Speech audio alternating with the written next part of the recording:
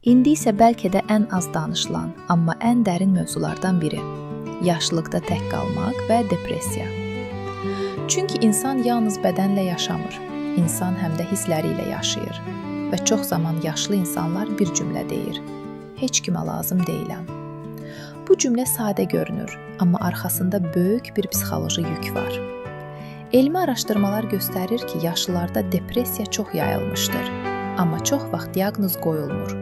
Çünki simptomlar fərqli görünür.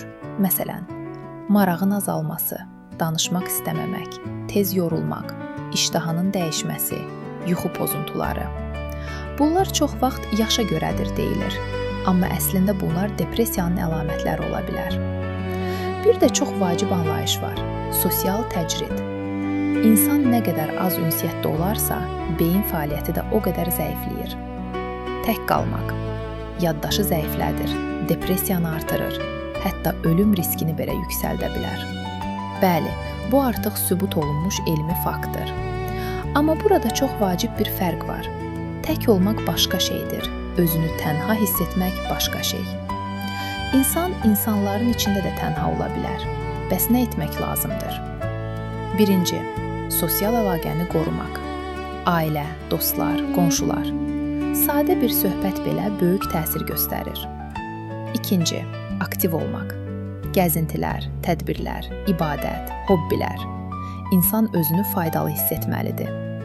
3. Məqsəd hissi. Kiçik də olsa gündəlik məqsəd olmalıdır. Bu, psixoloji sağlamlığın əsas sütunlarından biridir. 4. Ehtiyac olduqda dəstək almaq. Psixoloq, həkim, ailə. Depressiya müalicə olunan bir vəziyyətdir. İndi ən vacib mesaj: yaşlılıq yalnızlıq demək deyil.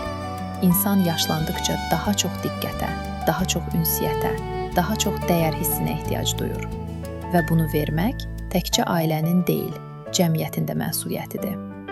Sonda isə bunu deyə bilərik: sağlam yaşlanmaq üçün təkcə dərman yetərli deyil, insana insan lazımdır.